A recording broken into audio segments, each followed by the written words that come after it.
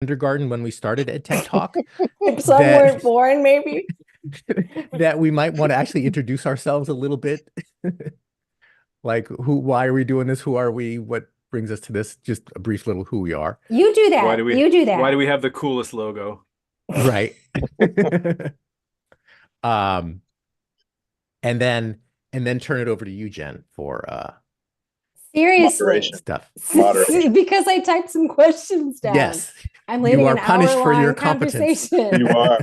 Okay. But I have a couple insightful questions to ask as well. Okay. Yeah. Oh, and then I'm not paying attention. Are we going to have a text chat? Like, are people just assuming people might ask a question? I'm not anticipating on being overwhelmed with chat, and I'm pretty good at ignoring it. Okay.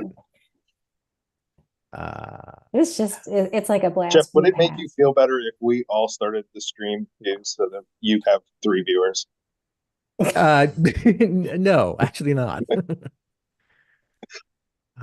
This is embarrassing. What's the title I of think your we should book? absolutely start with Dave starting and saying, as I was saying, and then picking up on a thought from 4 years.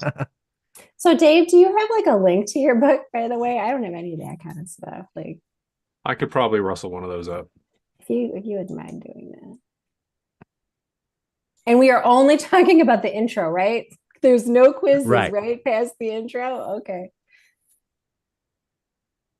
Yeah, for somebody who's been in the digital world forever, the fact that I can't find out anything about my book has been really frustrating. The only thing I have is the link to the actual cover. What do you mean you can't find out anything? So the stats lag like 6 months behind. Oh, wow. Authoring in a time of scarcity. I know. It's crazy because like books go out and they go to different places and they're different distributors and nobody seems to know.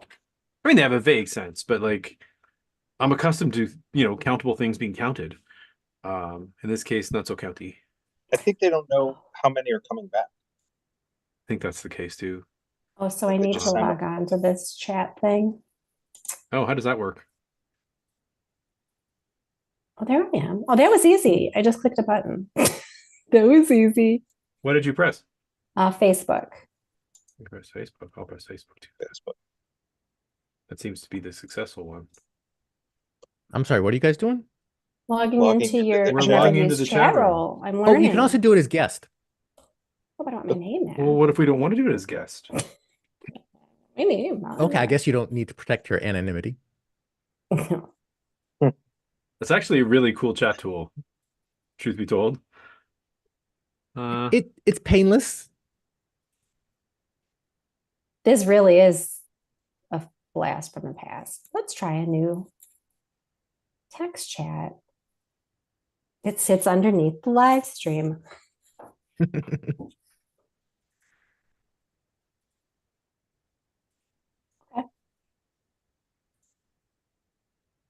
So we have people, tons and tons of people watching.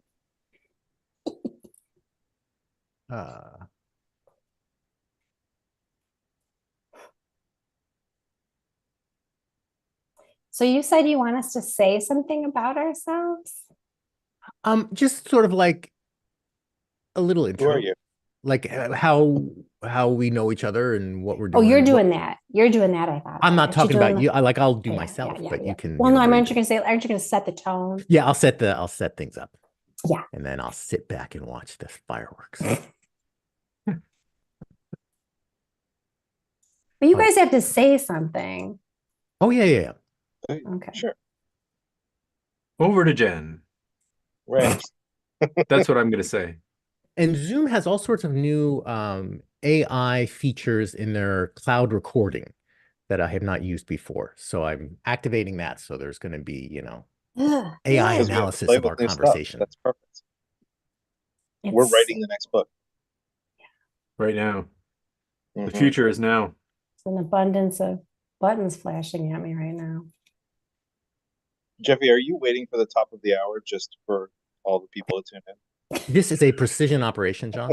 I don't know if you're familiar with how we work, but it's only 22:59 UTC. Okay. Hello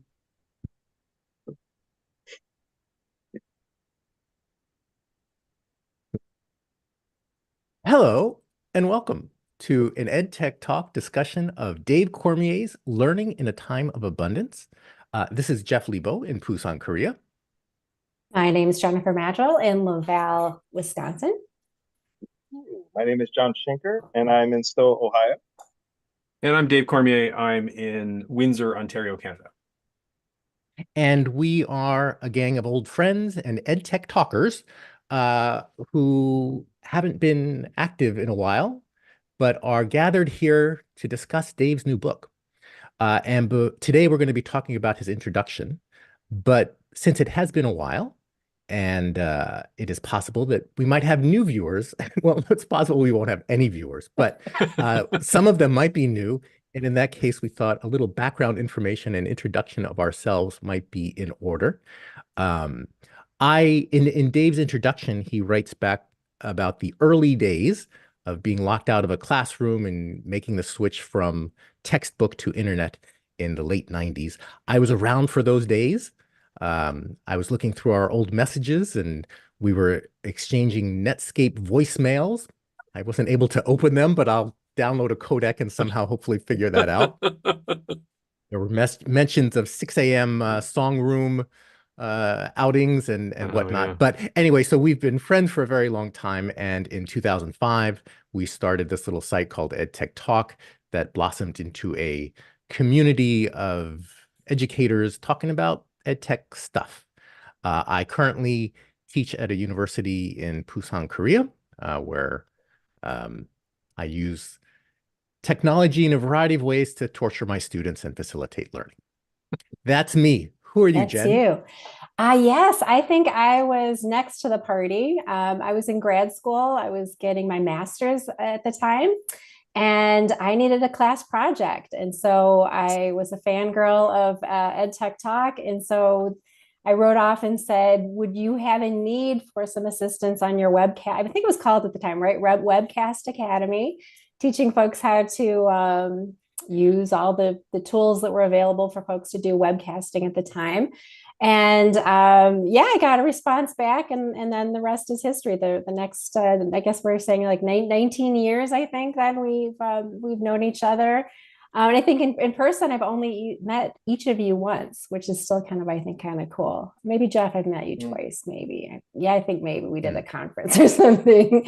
So yeah, very, very close friends who really haven't had a chance to meet so much in person, but spent tons of times every Sunday night, right? For about 10 years plus, we were together. And so in the interim, after that first greeting, I continued my education, finished my PhD. And then I've started a nonprofit in the meantime, and I currently teach at University of Virginia. So that's my story. And I'm the relative newcomer. I was a listener, started listening to the podcast in late 2005. And although some of you may differ, I had blogged about the podcast not being quite so groundbreaking, and that I was commenting on Jennifer being a breath of fresh air to the group, and was called out on it. I think the actual words were, "So you think you can do better?" and was drafted to come talk to you guys and make fun of you every. I'm working in K-12 education for my whole career. This is the end of year 31, where I taught for 6 or 8 years, middle school and high school computer applications and coding, and then have been the guy in charge of technology in public school districts since then. So worked in 4 different school districts now, and I've been in my current one for 4 years. And I'm basically responsible for all things tech, making all of that stuff work. But really the exciting work is what effect does this have on teaching and learning, and how do we do things with technology that we can't do without it? So that's been my focus for the last 30 years. So my name is Dave Cormier. I currently work at the University of Windsor as a learning specialist. I have a bit of I think of myself as an educational vagabond. I kind of wandered around a bit. I started working as a teacher near Jeff, and then eventually kind of close to Jeff. And he did save my tail any number of times the first couple of years I was trying to do this. So I both blame and thank Jeff for starting me down the ed tech path many, many years ago. And for me, this has always been about how the technology changes what it means to learn, like what it means to be in a classroom, what it means to do those things.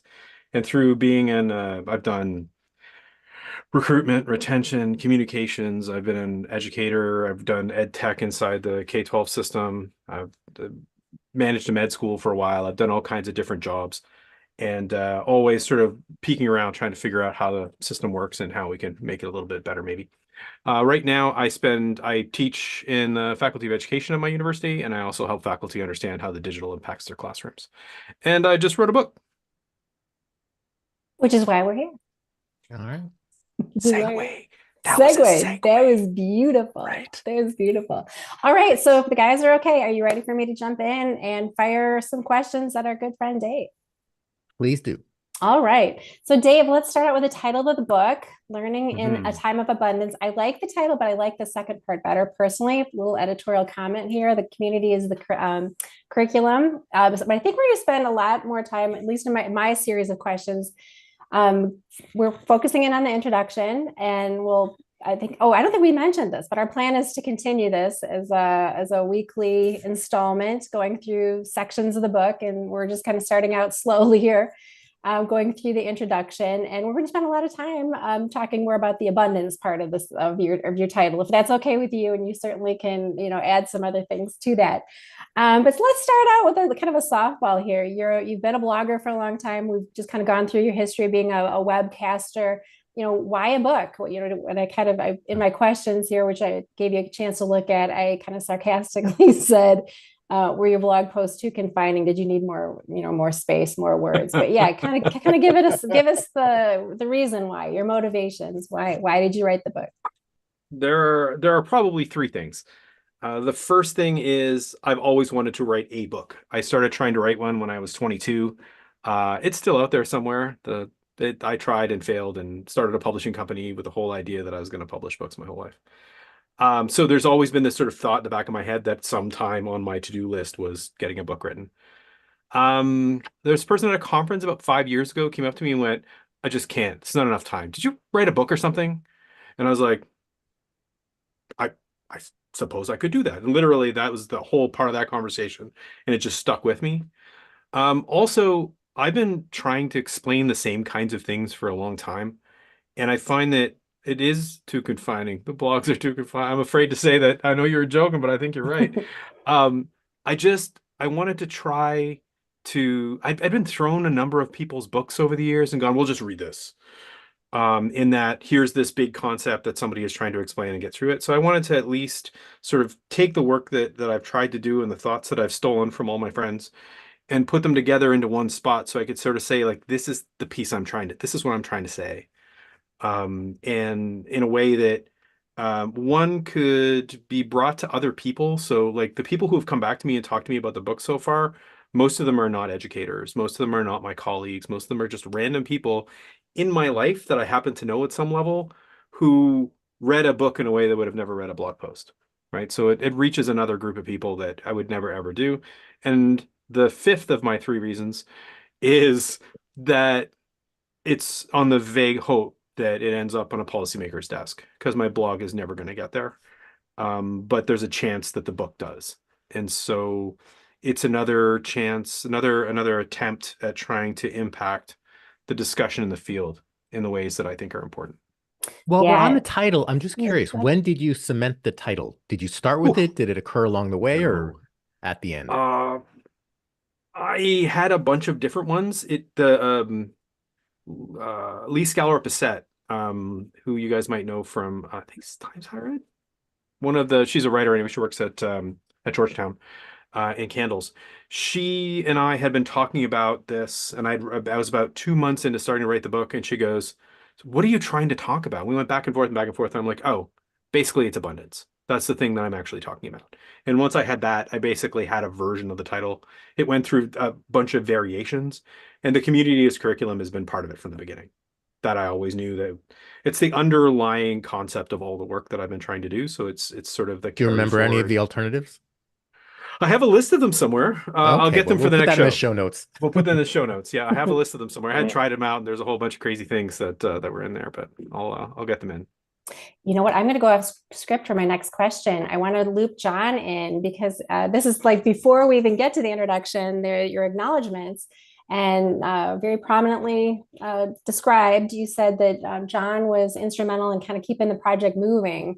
At least that's the way I interpreted what you were saying. So, did you have any comments on that? And John, if you wanted to kind of talk about your I involvement. think he overstated my contributions. I just kept asking when the book is going to be done because I want to buy the book and hand it to people and say, you need to read this. Because I mean, we've known Dave for almost 20 years now. Trying to summarize Dave is really hard to do. It's easier to hand someone a book. So I just kept saying, I need the book. Where's the book? And do you need me to read a chapter? Do you need me to make some comments? And then he foolishly allowed me to read some of it many times. And gave him some comments, and that created an extra year's work for him. But it was fun to go through that process, especially knowing Dave and knowing what he's trying to say and knowing how he talks and how he blogs it. And really, the book is a different voice. It's still very much Dave, but it's a different voice from what you would hear on a podcast or what you would read in a blog post. And so it was kind of fun watching that transformation from Dave talking things out and getting them onto the screen, and then watching that become a book was really cool. In the spirit of keeping traditions alive, John, I don't love your audio. Oh, this is Oh, that feels good. this is a warm It's a little tinny. Like I'm wondering if you're using the onboard mic, you could I'd like to go maybe. back while John is figuring out his audio. He's a bold-faced liar. He did an awful lot on a detailed level, on a day-to-day level. Having somebody who trusts you enough to tell you how bad something is essential for this kind of project. And there are a bunch of different moments where John was like, no. First, is this any better? I think so. Audio wise. Maybe. What do we think? Still a little tinny. Yeah. Still a little tinny. Oh, okay.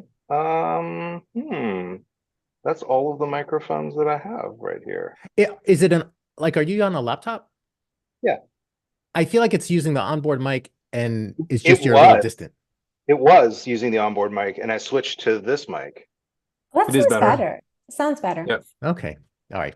I was just doing it for, tradition's sake. This is a blast from the just past. like the old days. Yeah, right. I tried to get the camera as bad as possible too, but and we should get on the record. Do you have pants on? That's right. No. Oh God! I wish you had answered that. I really wish that's how that went. See, this is what you get from watching the video, by the way. Dave and I met with me making fun of him, right? So I can't be anything. I can't give him any feedback except here's my reaction to the thing that I'm reading. And actually, I do that with a lot of people, and some of them are appreciative of that and very gracious about it, and some of them are really not. But that's all I can do is here, let me read this and look at it through my lens, and I'll let you know what I think, and then you're going to go make of it what you will. So plus his grammar is really strong, which is actually really helpful as well. Which I didn't know at all, but he's one of those people who has a really good eye for the mistakes of others. Take that however you like. But he did a really nice job of picking out a lot of sort of just badly formed paragraphs and that kind of stuff too. So it was really helpful. And his audio is better. And since we're slow walking this a bit, let's not overlook Mom.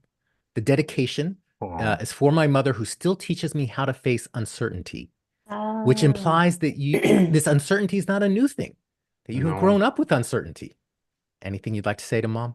Yeah. So my mother was my baseball coach and my hockey coach. My mother taught an entire years of hockey players how to stop both ways, but could only do it one way.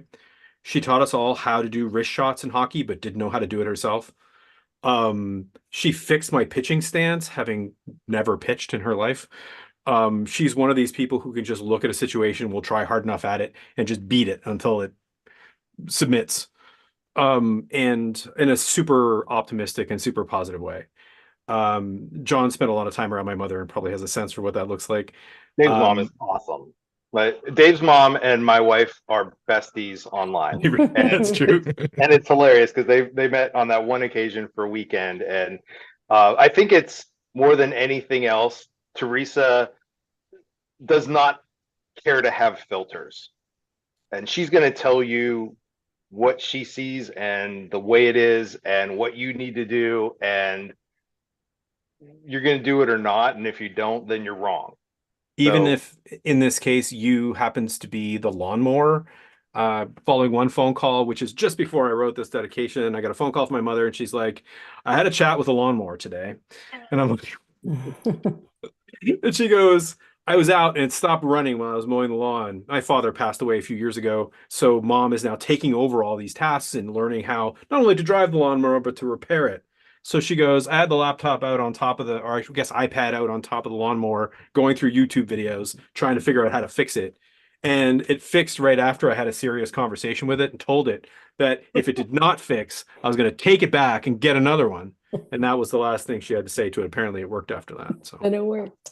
yeah, it did. All right, I think we can move on to sentence number 2. All right. All right.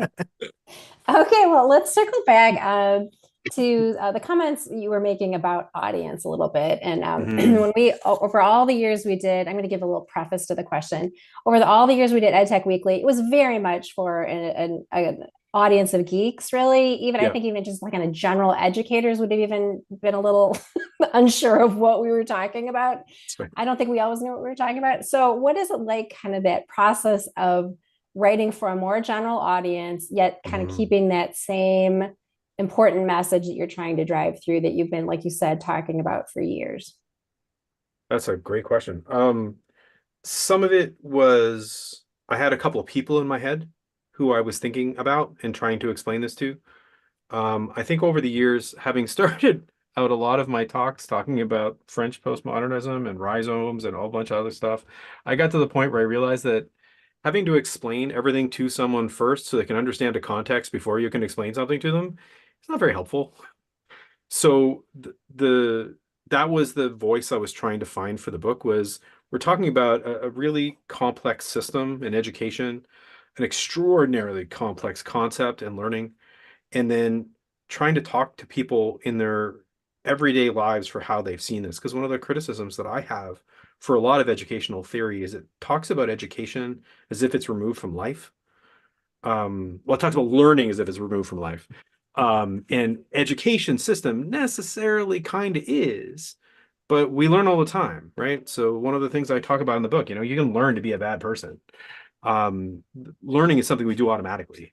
And I think there's something in everybody's everyday experience where we have a connection to learning. And it was that piece I was trying to reach so that I could provide some context for the overall concept. So it took some work. The John and Lori were helpful with that. The editors were helpful with that. And then I had my sister in my head the whole time, right? She's smart, but she doesn't know anything about the field and she's pig-headed. So I was really trying to convince her. Has she read the book and what does she think? She read a draft actually, before it went in. I got very rapid responses. My sister doesn't spend a lot of time on any one issue. She's perfect as a judge, actually, because she can take in all the information, give a ruling, and then move on. And she was the same way with the book. She gave a lot of good feedback, actually. She followed along, so she enjoyed it. She's a bit more straight line and rigid than I am, though. So some of the wandery approaches to education are probably not quite her thing. I think my comment last week was, I noticed your sentences were very short, and I was very surprised by that. Either you had an editor. No, it was me. It was I very much tried to write that way. I was trying to write in a sort of quick staccato way that made it approachable and sounded, and sort of spaced the language out so that it sounded, I've never really thought about this consciously. So if I'm kind of wandering all over the place, I apologize. But I was looking for this sort of conversational tone so that when you read it, you'd kind of be fighting with me in your head the whole time. And that's, or agreeing with me or coming out. And it's kind of worked out because I've had like a few dozen people come back to me and talk to me about the book. And I can tell that they were having a whole conversation, because some of the stuff they're coming to me with is not in the book. Like there's a whole other piece they're bringing to it too, In which my mind, is I challenged you on this, and then you rebutted with that, that's and now right. I'm going to. That's right. That's right. That's right. Yeah, that's cool. All And did right. you say education is separated from real life? Yeah, totally. I The think system of education. learning Can and you school are separate. Yeah. can you So elaborate on that? sure, when I talk about education, I mean, I'm not saying this is every definition of education, but the one that I use in the book is that education is when you're talking about the system. So teachers and schools and curricula and all the rest of that. And learning is the thing that happens to humans. And if you look at just today, we got a new announcement that cell phones are not allowed in schools in Ontario, which they announced 3 years ago too, and 2 years ago too. They keep announcing it. But it's just there's no way to talk about the way that people learn without the internet anymore. Like it's just not real life. And so having learning happen separately from that, or education happen without that, to me is another one of those cases where we step away from the way people learn in their regular lives, or will learn in their work lives, or in any of the other parts of their life. So you're Because talking we about the have way this the idea. education system currently is, not necessarily That's that it right. has to be. Yeah. I don't think it has to be. I understand that you end up with some structure, like you need to put some structure in place, like kids have to be bused around places, maybe. There are buildings, and John will tell you that you need to connect wires to things or something. I don't know. Um, but None of I which mean, you've got to, necessitates being separated from real life. it doesn't. It really does. I mean, good teachers have been doing this for generations. I'm not suggesting it doesn't happen in any classrooms. But I know a lot of people who think of, we're just shoving facts into people's heads. Um, and that's what we should be doing, right? That's their perspective. That's what doing your job means. Um, yeah, which is not the way anybody lives their life. Got your answer, Jeff? Yes, thank you. Okay, Page good. 2. Next question. So weird to have a script. Okay, so now let's kind of we got through the learning in the title. Let's work our way through. We don't have to do time, I We're up don't to N. think. I think we can skip that. So let's just hop right into abundance. So actually, in my Mhm. notes, I talked about abundance. I interpret that as being abundance of information. Mhm. So can you kind of take us through, are you speaking of other things besides abundance of information? Or what are your thoughts on abundance that you're trying to describe to us? I fudge that throughout the book. You caught me. Um, so it is definitely information abundance. And the separation between information scarcity and information abundance, I think, is one of those fundamental shifts that's happened to us. I also think there's an abundance of connection as well that goes along with that. So I was talking to a bank manager today about her daughter's cell phone usage. Not sure why this keeps happening to me.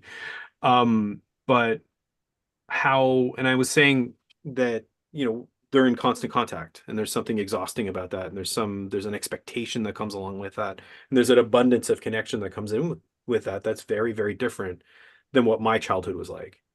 Right. I spent a lot of time waiting to meet my friends, or having just left my friends and they don't have that experience, or they're waiting and their friends could be connecting and they're not.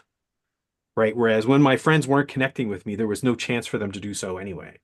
So I wasn't in that constant sort of space where I was knowing that I was being ignored, whether they are or not. And I think that abundance of connection, for instance, is another place in which the technologies really change the way that we interact at a social level. And I think it changes, like there's all kinds of ways that connection changes things. Like there are lots of people now who never actually learn anything for themselves. All they do is ask someone else, because they're never actually alone. Because they'll just, how do I do this? Tick.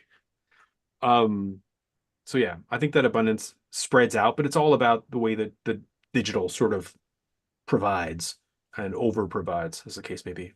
Yeah, and one thing that I really walked away was this idea that it is a new reality. It's more than just having Yeah. information, because we've had, especially now, like we've had decades where we have Wikipedia where people were, were kind of freaked out by that, and what does that They mean? still And are. they They still still are. are, right? And Google will let you go off into all kinds of different directions and tangents. But I think you're really the way I interpret it again is like really like now that we do have a new reality where Yeah. this is just, we were kind of joking before we signed on that, we've been doing this 20 years. Some folks haven't even, maybe weren't even born, that are now going to be teachers pretty soon. But so what folks who have grown up with this and now this is their reality, you want to speak to that at all? Like how you framed that? Because I think that was mentioned several times in the introduction, that it's like our new reality. Yeah, I think the ways, like, there's a bunch of examples in there where we talk about how, like, I talk about going to the doctor and how being a doctor has changed so much in the last, because I'm basing that on like the 10 months I spent in med school. But I talked to a lot of doctors, and this was a conversation I kept bringing up. And like, especially for emergency doctors, the experience is so different. People come in and go, I have this. And then usually they're wrong, or at least partially wrong, or kind of wrong, or right, but don't understand the context, or whatever that is. And so they don't have the authority they used to have. There are other ways in which them lacking that authority is probably okay, because there are ways in which no doctor can know everything. And I think there are certainly doctors who took advantage of that. That sort of one directional sort of approach to information, right? They had it and they could withhold it or give it when they wanted to. But our experience with doctors has fundamentally changed in that way. The power structure has changed. The ability of people to find out about things and coming in with those different perspectives has really changed. And because now, if you have a feeling, you can spend 4 hours on a variety of websites discussing what that feeling might be. And so any of these, and then all of the Facebook reels or Instagram reels or TikToks or whatever you happen to do will all start getting filled with whatever that is, thereby reinforcing whatever it is, whatever dark hole you've gone down.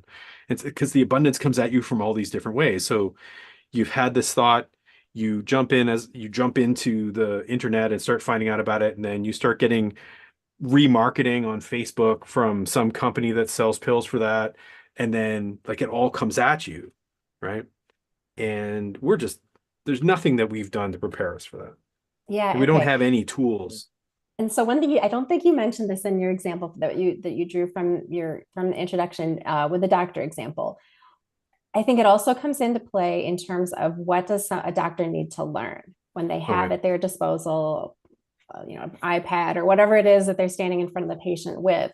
So how now, making this kind of segue now, getting into thinking about from an educational standpoint, from a learning standpoint, we spent countless weeks on our prior years of webcasts talking about what it means to learn and how we should be teaching and what it means to be a good learner. So kind of helping us, to foreshadow what you're going to be talking about in subsequent chapters of the book.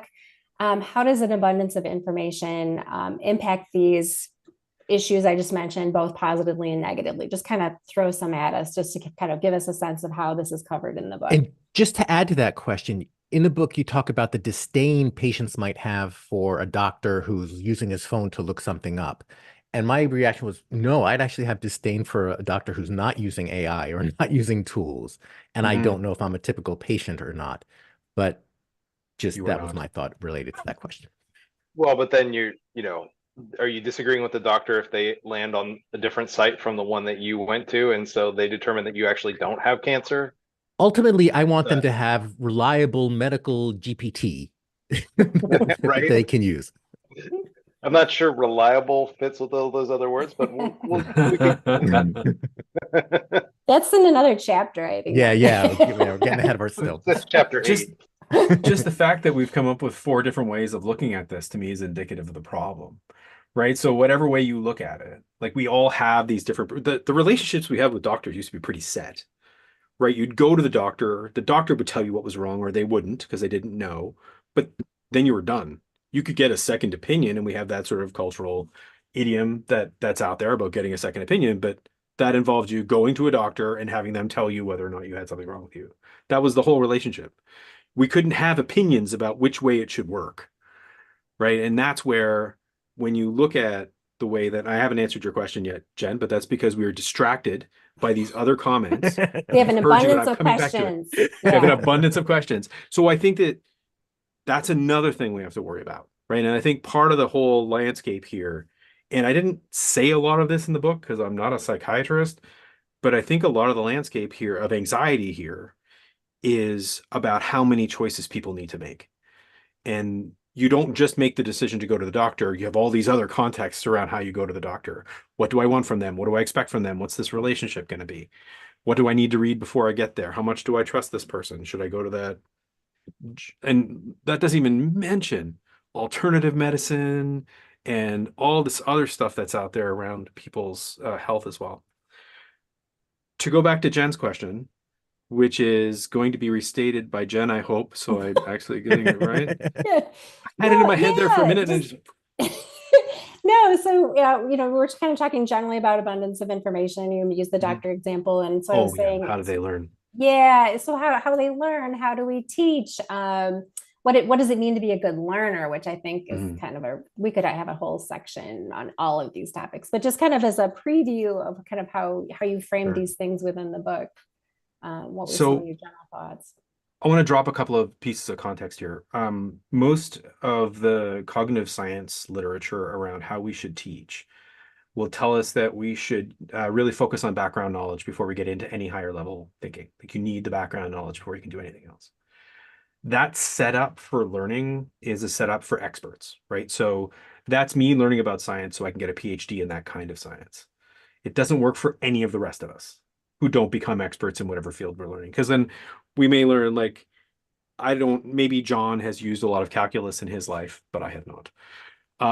And we learn all these things with the expectation that we might take that pathway to expertise, but there's an opportunity cost there of deepening our knowledge on things that we might actually use.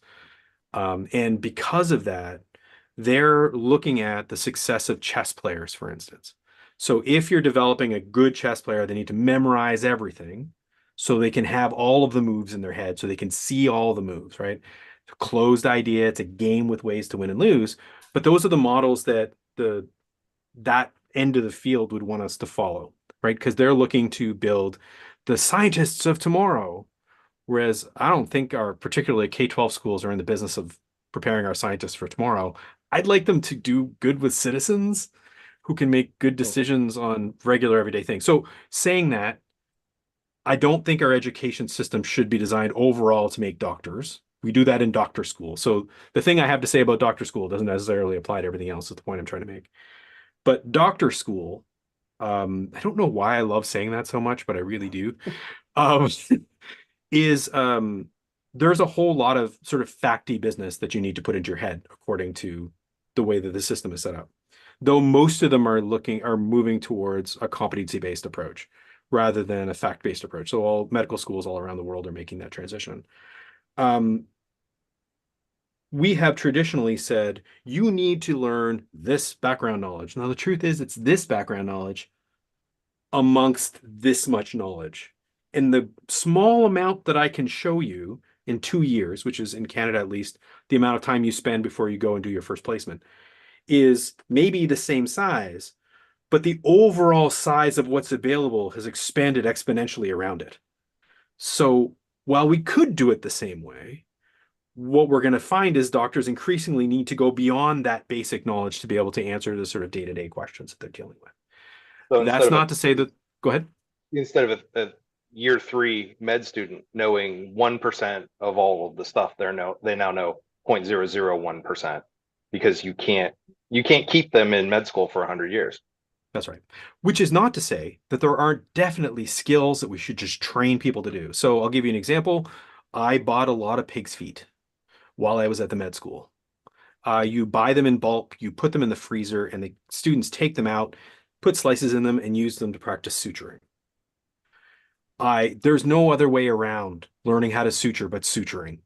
And there are lots of skills in the med school that you should definitely just friggin' practice until you get it right. I have a terrible stitch in this left hand from when I put a chisel into my hand 2 years ago, which will tell you that there's at least one med student who did not learn how to stitch. In all fairness, that was your mom. It was not. But so I'm not saying there aren't skills you should train. I'm saying that overall, we're getting a smaller and smaller subset of what's overall available. Doesn't mean there aren't core skills. It doesn't mean there aren't, like, I'm still There are people who would argue against me, but I still think memorizing things like times tables is useful. I think there's a subset of things that are just useful to memorize. It's just an understanding that that subset is not going to help you with life as much as it would have 50 years ago. So, What will? and I've, oh, so imagine like learning with the abundance, right? So what we need to learn how to do. So, and again, using the everyday example here of the heat pump that I bought for my house in December. My furnace stopped. I've been kind of thinking about trying to change the way my house gets heated, but I had vaguely thought about it. And then suddenly I have like 6 hours to try to make a decision. And trying to pull in enough information and sift through all of the marketing that's involved and try to understand where I'm being misled, where there are bad actors who are trying to influence me. And then eventually at some point, there's no right answer. You just have to decide. That's what real life looks like. And I think the more we do that in our classrooms, the more we help our students with scaffolding and structure and feedback on how they make decisions about how they learn, the more they're going to be prepared for dealing with all this abundance. And the kind of navigating their way through. Like, I'd rather have a doctor who's really good at finding the connections he needs to make to diagnose me than someone who can suture well, because eventually they're going to be using the Suturetron 300 that does it perfectly every time. But I Yeah, I want him to mean, be able to find the information, connect to the expert, have AI analyze my x-rays or whatever to get the best outcome. what's interesting you say that because there's a lot of the stuff they teach is about flowchart decision making. So when you look at if I don't know if there are any house fans, but it's Never Lupus. But they have a way of like you do a test and that test breaks off this part of flowchart. You do a test that breaks off this part so that you slowly whittle down from what it could be based on what you're seeing through testing to what it might be. And it's not accurate. I mean, anybody who's been to the doctor with something that isn't visibly broken will tell, like, it's often a journey, but it's all flowcharts. So, system, it doesn't have to be AI, actually. It just could be like a literal algorithmic system that just sort of helps you down the flowchart. And they're kind of using that anyway. The AI part scares me a little more than it scares you, Jeff. Um, But like, again, haven't with studies those, shown that AI is better at analyzing a lot like x-rays or different medical tests? And it's early on. I mean, you've got to think that's going to get better. I mean, I'm sure there are tasks that it can do better. I think what, again, those back of the napkin conversations with the doctors would tell me is that if they had the chance of knowing everything or convincing their patients to do what they were told, 100% of them chose convince my patients to do what they're told, which is not something the AI system's going to do. So to me, I think the identification part is important, but it's really not the job, unless Which you're a implies they surgeon. should be learning more social skills and negotiation skills. I would love that. That'd be fantastic. And actually, those courses don't go over very well inside the med schools, as I understand it, certainly in the med school I worked in and others I've talked about, because those kids have been brought up. They're the ones who got 100 on everything, right? They're the ones who've been rewarded for getting everything right, for having the right answer to the question. And so you bring them into the socialness of medicine class, and suddenly they're like, "What do you want me to do? What's the question? What's the test? How do I get 100 on this?" So the idea of exploring their field, like not all of them, there's some amazing students that I work with who were more than ready to jump on that journey, but a lot of them were not. That's hard to teach too. Kind of raises the question of expertise, which I think might be the next question. It is. You guys just keep teeing up these segues for me. Yeah. So this is a bit of a pivot to kind of drilling down now in the additional themes that were covered in the intro that we can let you riff on a little bit here as a preview. But yeah, if we have all this information out there, kind of touching what Jeff was saying, like who put it there and like who's the expert that put it there and how do we measure expertise? How do we fact check? How do we determine what are our trusted sources? So how does that play into your book and what we're going to be hearing in future chapters? I think that's the hardest. I mean, and I think at some level we've always done this badly. So like when I was in high school, I was told to look at the publisher and the city the publisher was from, and somehow that was relevant. But nobody ever explained to me why or how I was supposed to decide whether or not it was a publisher who I should trust. Like, how would I know that anyway? I can understand its validity to people who are already experts, and ChatGPT is a perfect example. ChatGPT is great if you're already an expert in the topic you're searching. Man, it pulls stuff together fast, and you're like, you go through it and you're like, nope, this is good, that's fine, nope, and you can go through it and you can pull it out and you've got a document ready and you're good to go. Right? It's great in that sense. It's just filling in the typing, and putting it together in a structure that's tidy, and then you can kind of edit and you go along. I think the internet's the same, right? So if you're already an expert, then you're not going to get tricked by all of these things that take you outside of that context. Most of us, all of us, are not expert at something. Most of us are not expert at anything. And so that puts you in a really bad position. If your only tool is using expert tools to evaluate everything and you ain't got them, then it's a free-for-all, right? So there's really great methods out there for fact checking. Certainly the SIFT method that Michael Caulfield pulled together is the one that people point to the most. And that's fine if the thing you're looking for has a right answer. But if it's how do I impact poverty in my home city, which are real life questions that I would love for us to be more worried about in our schools. I mean, we do projects. Certainly my kids have come home with projects they've done and stuff like that. But they're projects that have right answers inside the school that get graded for getting the right way, even though we know those don't work inside of our cities. Yeah, and I think the third part of what I was mentioning or asking about was the expertise and fact checking, but the trusted sources piece. Yeah. We went through that with COVID. Like where Right. are we getting our information? We used to get our parents' generation listen to like Walter Cronkite every now we're listening to Joe Rogan or a countless number of other podcasters. Like who do we get our information from and who do we trust? Yeah. Yeah, and this foreshadows for later, but the whole idea of research, like I did my research, is just, it's every time I hear it now, it gets terrifying. I always sit with my students, I always force them to go, did you search or did you research? Like, let's just calm down a little bit here. Research is something you can do if you have expertise. Searching is what you're doing without it. And there are definitely ways of searching better or worse. And there are sources that I trust, but they're based on my values, right? So I think mostly the New York Times does a reasonable job. There's a whole swath of people in your country who do not believe that. Right? And for them, that newspaper doesn't reflect their values. And it's not about truth, it's about values. Sources too. In the mid 20th century, you have 3 news sources. So as long as they're all on the same page, that is truth because that's the only source you have. I think now with this many voices, it's like having 2 watches. You're never really sure what time it is. And the more voices we have, the more opportunities there are for people to attack any single one of those because they disagree with it. And there's more people to be in the vacuum of people who believe the thing that you're believing. Yeah. Right. So I always think of flat earthers, who are amongst the most mysterious of groups to me, because I can't imagine how you can live on a round planet and think it's flat. But they do. And there's enough of them to all convince each other that they do. And there's enough of that sort of group thing to pull together. And there are enough people out there who will say, don't trust authority. And of course, sometimes you should not trust authority.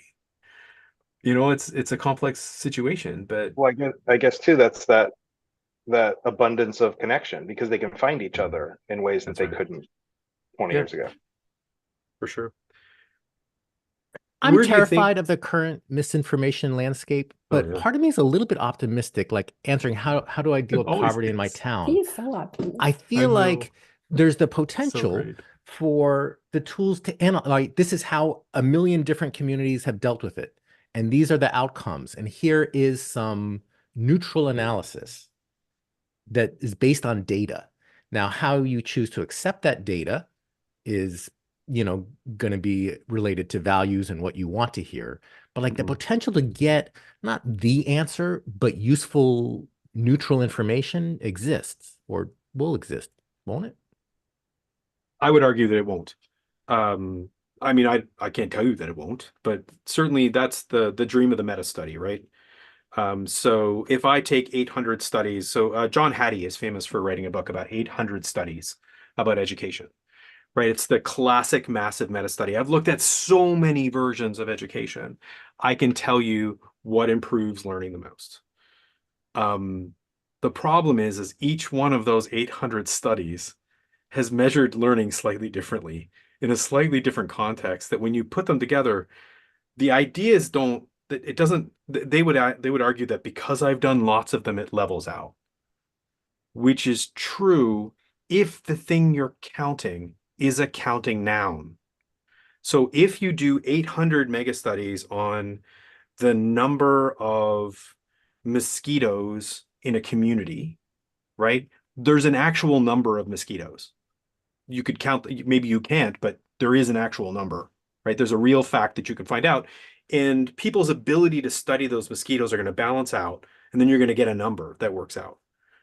If you don't believe that learning can be counted, which I don't, then you're not measuring learning, you're measuring the way a test measures people's recall of something that happened in a classroom with a random person in front of it. So you're not actually, and that's the same thing with poverty. The thing you're going to have to measure is going to be what? The number of people who Policy go to actions given certain variables and resulting outcomes. but the messiness is on all the things that you didn't tell me. So at some level, are you counting the number of people who go to a community food place? Because if you are, that might be indicative of the community food places working well, or it might be indicative of the fact that there's more poverty in that city. So the measurement you take doesn't give you that information. It's a number you can count, but it doesn't have the context to it. Right? That's the problem with a meta study. Is at some level, if the thing you're meta studying is recovery rates for people to be able to go back to running after they have a meniscus tear, at some level, there's a real number in the world that tells us whether or not someone ran again after a meniscus tear, which is why we do a lot of meta studies in the sciences and in medicine. But when you talk about poverty, it's not, I can't have 7 poverties. I can have number of people below the poverty line, right? And I can measure whether or not they're getting a certain amount of money. You can kind of do that, but then you're measuring money. You're not measuring, you know what I mean? Like it's always, Yeah, the it's not going to be perfect, but I feel like there's still, even in qualitative matters, useful information that can be gained. Not a definitive decision, but on a smaller level, it's sure. okay, neighboring community A did this and neighboring community B did that, and A worked better. Okay, that's my meta study. So But worked you better, put, that ends up being Okay, hard to yeah. know. Yeah. Okay. And just to like step back, just a tip. where's your common sense, young man? No. So my you know it when you see it. so in my dissertation, one of the things I looked at the measures of the community of inquiry. So it's perceptions of students, looking at their cognitive presence, social presence, and teaching presence against a learning outcome. So when you look at, as Dave's saying, at the vast number of people who've looked at the community of inquiry, they look at learning in terms of learner perception. And some of the measures almost look like satisfaction. Some of them are tests, some of them are GPA, some of them are completion, some are persistence, but they're still calling it in some way, shape, or form learning. And so when we did ours, we had definitions for perceived learning, and we had definitions for more of an objective measure, meaning something that the teacher gave. There was no correlation between the learner's perception of whether they learned and an objective measure of the teacher. There just was none. However, there was almost a perfect correlation between satisfaction and perceived learning. So here, all these studies are out there studying perceived learning. They're studying satisfaction. And it had nothing to do with whether we had 3 measures of objective measures of learning. And one of them was the teacher saying, basically, from your gut, do you feel this person can walk out in the world and do what you taught them to do in this class? Like, will they be able to do what the objective measures that you were attempting to teach them in this class? And again, like there was no correlation. Did you control that number for gender? Oh, we probably did. Yeah, it's Because I'd be probably really curious to know how much.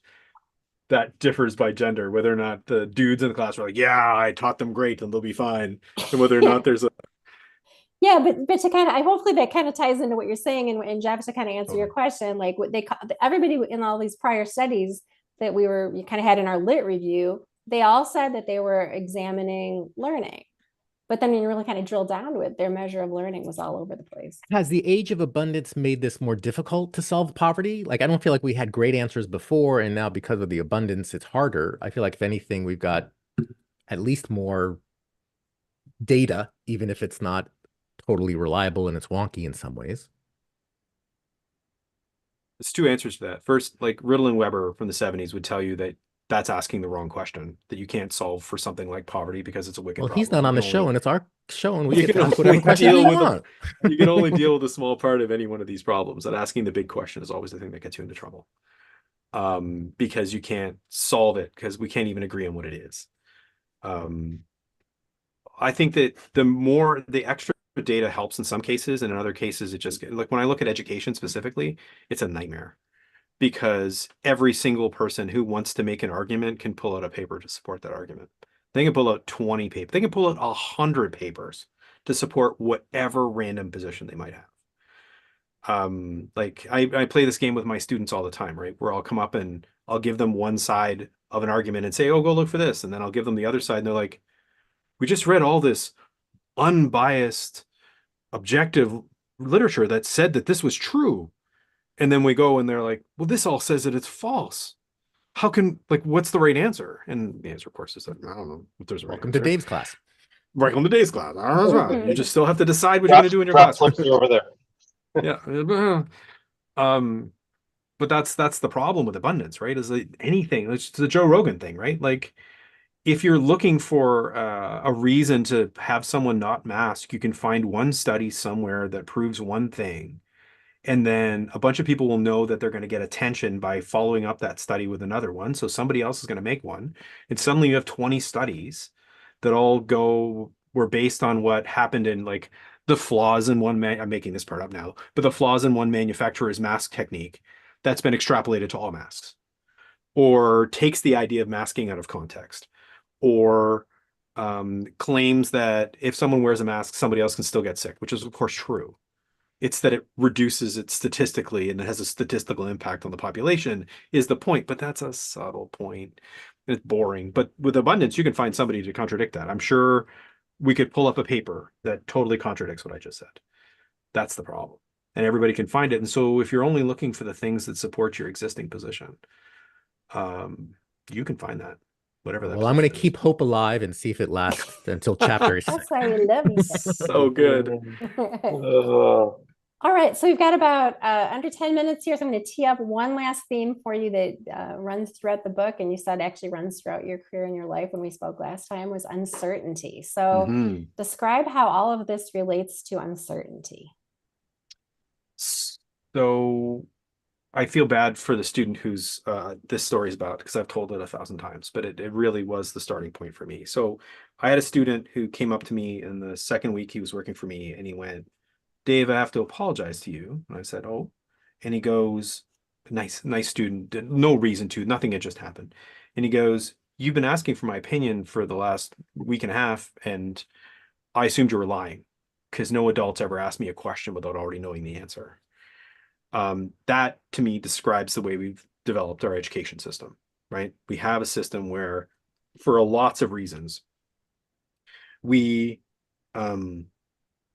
tell students that questions have answers, and their job as students is to discover the answer that the person in front of me already knows. So it's just a hiding. So I have the answer, I'm hiding it from you, and your job is to figure it out. That's sort of the game that we're playing.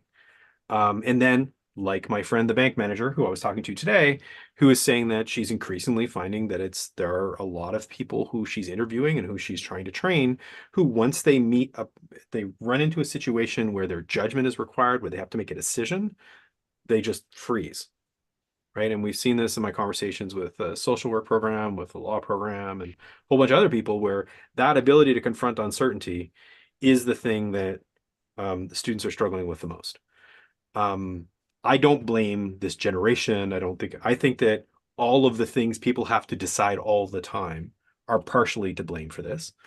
I also think that we've increasingly structured our education system to be analytic so that we can get data, that we can test it, so we can check to see if people are performing. And we've been forcing ourselves increasingly in that direction, and that has a huge impact on the way we think of learning, because we think of learning as getting the right answer. But most of life is not like that. Like most of the decisions we make, should I have a cookie right now? I'd be really happy if I had a cookie. I could really like But one. but we get Um, stuck. We get stuck trying to come up with the right answer.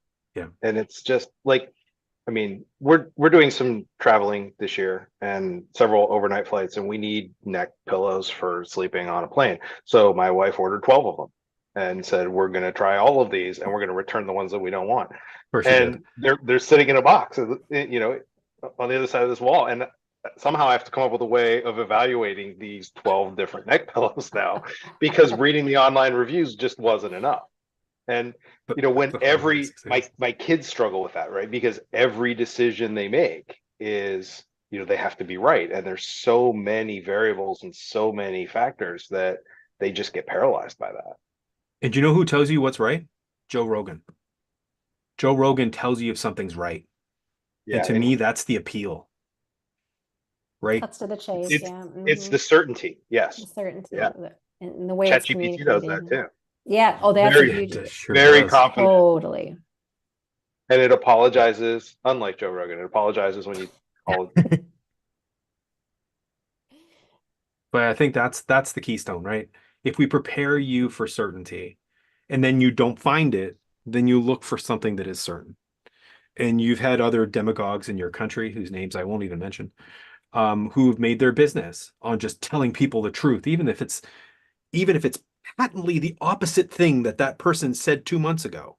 It doesn't matter as long as it tells me what I should do, right? Because I'm accustomed to that kind of, and I think we're training ourselves into that. I think there's a Pavlovian problem here, where I While we're think, talking about neck pillow consumption and demagogues, one of my takeaways, one of my takeaways from the introduction is that, wow, this book doesn't seem particularly about education or technology. It seems more about societal systems and moral values. And like you talk about, I feel like there's this underlying tone about the corporate interests and marketing. You talk about the evolution of marketing. yeah, You know, what is the difference between uh, Instagram feeding me ads of minimalist hiking footwear or hair regrowth, which I find ageist and insulting because I've never searched for that, but it still gives it to me, versus Edward Murrow use that. selling cigarettes on his newscast? right. What's the difference? What, yeah, like I got the sense that part of this transformational thing is that this has changed. The role corporations are playing and marketing Yeah. has changed, but Yeah. has it? Or how so? I mean, yes and no. The technology that we have shapes the things that people can do. So if you look at Bernays, who designed some of those ads, he understood radio before everybody else did. He understood that having a trusted voice could sell something way better than anything else, and that having a slogan spoken and even written, and there's a lot of that sort of text marketing as well, could make things true, right? That if we get a slogan, if we put that together, the thing that we're saying becomes the truth. So the example I use in the book is the diamond wedding ring that has to be 2 months' salary. It's just something somebody made up and then did a bunch of ads for it. And TV was really good for that because you get the same thing everywhere. It's like you were saying earlier, where there's only 3 channels. So there's only 3 news networks, and so they all say the same thing. Then it's the same with this, right? If the ad says the same thing everywhere, afterwards it starts to become part of the truth. Now, little things can become like that, and they're increasingly hidden, right? So it's not an obvious ad. Have these lucky strikes, and you can be as smart as I am, right? It's built into 27 paid TikTokers plus the 3,000 people who are unknowingly copying those 27 paid TikTokers and are spreading it without being paid because they don't even realize that they're part of the marketing campaign. And it's coming in subconsciously, right? You're not seeing it in the same ways. It's hidden in all kinds of ways. Plus, instead of you getting marketed to through the, I won't go too far back, during the commercials at Jeopardy, which brings everybody in. You're so that when you walk away from the television, you're no longer being marketed to in your house. Now you're being marketed to at every part of the place, right? Every time you try to do anything, you get hit. So I think it's the same thing they're trying to do, which is make money, but there's so many more tools and so many more ways of getting it done and so many more ways of slipping it in. So that's the technology. What about the corporate and governmental systems? Have they changed, or they're Wow, some of them have. So if you look at the information farms in Macedonia, like holy baby, there are people who can be hired to do almost any to push forward almost any agenda. And there are certainly governments, Jeff, you'll remember, who have approached some of your material even back in the 90s. You had some server problems based on some government influences back then. So it's not like that's brand new. Like the internet's always had some of that. I think it's gotten more complex. I think increasingly there are anybody who is trying to convince you of something. So I don't want to make this sound tinfoil hat conspiracy like. Put it in plain language to finish up by doing the thing that Jen said I claimed to do in the first place. If your job was to try to convince somebody of something, wouldn't you use the internet? And governments are in the business, in some cases, of trying to convince people of something. A lot of that, it's certainly in my country, I'll speak for mine, is good. They're trying to convince you to sort your garbage properly so more of it gets recycled. It's still being marketed. It's still like, what's the economics term? The nudge marketing. Like there's all that stuff that's happening. They're trying to do good. I'm just saying that not all governments are trying to do good at the same time and in the same ways. Some of them are not trying to do or good does at good all. mean the same thing to everybody? To all people. Fair enough. I thank you for giving us the positive note there, Jeff. Well, that's not particularly positive. I think that's the More challenge. positive than what I said. I mean, because you talk about trying to make positive changes, but that's going to mean a lot of different things to different people. I'm right. Mm-hmm. Yeah, yep. Expertise We'll have to find out in the next chapter. We have to find out in the next installment of Change has never been a bargain. Chapter 1. This is very good. All right. I think we brought it right to the end of the hour. Nice job. Any other questions we missed that from the introduction? Did you check the chat room? See if anybody put any questions in? Oh, yes. We've forwarded them all. Okay, good. Good. Just want to make sure we don't miss anybody. And I'd like to thank Anybody, our viewer, who's probably one of us. But we will be back, I think, next week to talk about Chapter 1 the same time. And if anyone is watching this, thanks. Yeah. And if not, Cheers. had a great discussion Thanks, guys. anyway. I bet we sold copies. Fill in the blank. We'll have to work on our marketing techniques. We've got to work on our marketing. That's right. Got to get a TikTok version of this. All right. And all of our viewers, stay tuned for the post show.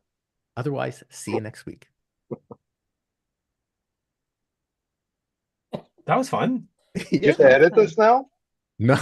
No, there'll be none of Still got that. your sense of humor. Edit. We were pretty perfect. That was a precision operation. Balance the audio levels. Is that even a thing with you'd have to Yeah. I mean, Yeah, I'll see if I can get the old feeds going. Make sure that because I mean, like it's so easy to just toss up the video, but like I still listen to podcasts and I don't know how friendly EdTech Talk hasn't produced audio in quite a while. So this truly is a Drupal still? Is that like Drupal mother effing 7? Really? It's still a thing chugging away. Wow. Which I'm trapped. I mean, EdTech Talk probably could be updated without too much pain since we've already abandoned all the big issue with that was the audio embeds, but no one listens to audio on a website anymore. My Career Bridge site has all sorts of functionality that's really hard to make the jump from Drupal 7 to Drupal 8. I'm playing around with Backdrop, which is a new open source CMS designed for Drupal 7 people who hate the upgrade. But that'll be my next staycation thing. I found this is going way back. Do you remember when I moved over to WordPress from Drupal? There was like a little audio plugin. carryover. It Yes. was awesome. That's what I moved my website, whatever, 15 years ago. I don't Are you know. still okay with WordPress? Oh, there it is. I love it. Yeah, I still love work. It I mean, works. for me. I use it all the time. Do you It's use the new WordPress or classic? Are you okay What? with blocks and Gutenberg and all that? Oh, yeah. I'm on WordPress.com, so I don't have much of a choice. Yeah, Oh, once you get your head around it, it's actually really good. It just Okay. takes the time. Like you've got to approach it like you've never used the software before, and then just sit with it for a while. And then once you get it, you're like, oh, this is way faster. Just got to get there. I don't I don't spend time trying to manage the blog. I go to the edit and create a post and put the stuff in there and post it. And it's not like I don't mess around with sidebars and widgets and themes and like all I just Doohickeys. write the stuff and yeah. I always said that when I implemented it in my schools, I implemented blogging software because I wanted teachers to be able to publish something as easy as sending an email. And that's kind of where I am now is like open up an editor on a web page, type in the thing, Yeah. proofread it, post it. And a question related Proofread. to our Good idea. topic at I hand. proofread one of my blogs, but not the other one. Gotcha. As I've listened to your other interviews and discussions, it's always a bunch of old dudes and maybe a few old gals. Where are younger people in this discussion? Have you had conversations about this with not your students, but with the young generation of educators? You mean my students? No, I mean people who are teaching, educators. Well, they're going to be Um, educators, but like, do you ever talk to them after they graduate? a little. I mean, I've only been teaching this group for 2 years, so it's a pretty small group. And I've got a group of educators here I know here because half the theater community are educators. But like those Um, are face-to-face people, but like you can go online and find a bunch of discussions about education. they're on TikTok. That's true. They're I think they're worried about different things. They're certainly not looking at how do I infuse my teaching with technology, right? That's not the right question. They're looking at inquiry, they're looking at student engagement, they're looking at project-based learning. They're doing like those kinds of things, and they are talking about those kinds of things, but they're not doing it with us. It's a lot of in our schools, there's a lot of book studies, there's a lot of teacher groups getting together to work on things like that. That's cool. Especially focused on at the primary building. We're talking a lot about what math instruction looks like, and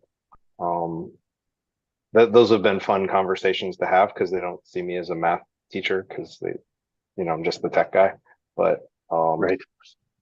so occasionally we'll surprise them by saying something that they're not expecting. But I think those conversations are happening in schools and in little conferences. I think education conferences have changed a lot post-COVID, that we're not having these giant 4,000 people events where you're going for 3 days and doing all, they're going to a local place, a school, a university for an afternoon or for, a day. And 2/3 of those people are online. And so they're watching and interacting in Zoom meetings. Yeah.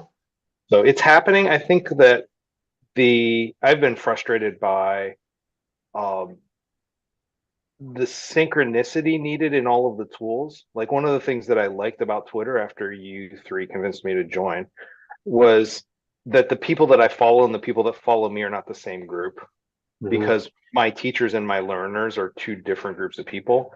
And most of the models, whether you're using a Google group for a community or you're using Slack or you're using whatever, it's one group of people working together. And I struggle with that I want people to be able to hear me, but I don't need to hear them. So Jeff, are I you think also saying like, we have our what did you say, 37,000 followers or whatever on Twitter? Are you saying like, where is the next generation going? Where is that 37,000 going? Is that also what kind of Not so much the 37,000, I think, are kind of the old time ed tech talkers. They're mostly Gen X, maybe a few millennials, Right. and But a are lot you of saying bots. like where's like Half that of them next are generation retired. Like going? where is this conversation happening with the newer generation? And John answered a lot. It's happening in smaller conferences and in schools. But like whenever you see someone posting a podcast or an online thing, it's usually older folks. I mean, I do see younger TikTok educators or, Have you social media seen, people. like, how many people who are like 20 would you have on Instagram, Jeff? A lot, because I'm friends with my students. Oh, right. And I can't speak for how it's working in South Korea, so I can't say for sure. Here, at least, you'll see that they have 5 posts and they've It's been all around stories. it's all stories now. Nobody wants to make permanent contributions to the overall story. And I think I can't tell you that there's a real connection, but I bet you that that's part of the story too, is that people are loath to make the things that we just made because there was nobody else. Like there was 12 of us on the internet at the time. But I think like this is a professional conversation. This isn't talking about lunch. If I'm posting about lunch, it might be a story. But like the But they content were producers who posts are 5 years talking ago. about professional stuff are But generally they used making to it be more posts. permanent. They used to Right. do them About permanently. lunch? Yeah, and now they Yeah. stopped. Yeah. So that I think they've really shifted in how open they are to putting. We've told them not to. But I think that kind of makes sense. I mean, personal stuff, Yeah. you might not want the permanent record, but professional stuff, generally, I think people do. Even I worse, think- they don't want to. They've been Right. told not to Right. for a generation Because now. I'm going to apply for a job and somebody's going to find this video. And then they'll find something I said half an hour ago that they disagree with. And I mean, we have 2 new board members who started in January, and one of them said, "I watched your webcast." And I said, "Okay, did I have pants on?" Yes. And I she talk about laughed. it in my And I pants. moved on. I said, "I'm glad somebody watched it." Yeah. But like they're really afraid of those footprints. I think unless you go to LinkedIn and it's hyper sanitized and you're bright and shiny and everything's great. Look at my promotion. Look at this Tired. that I published or whatever. Sorry, I get into my LinkedIn view here. Yeah. Button But I had people when I went through, I mean, even back in the old days when I was going through my master's and PhDs, and I would post my work and I had faculty, they'd be like, well, I assigned this every semester. So now you just shown, how to answer this thing. So that wasn't great. But then I had a lot of students go, we were talking about, stuff that you might not want an employer to see. For example, I hate group work. And so someone wanted to hire me to design classes that had tons of group work. Well, they're like, well, she hates that. So we're not going to hire her.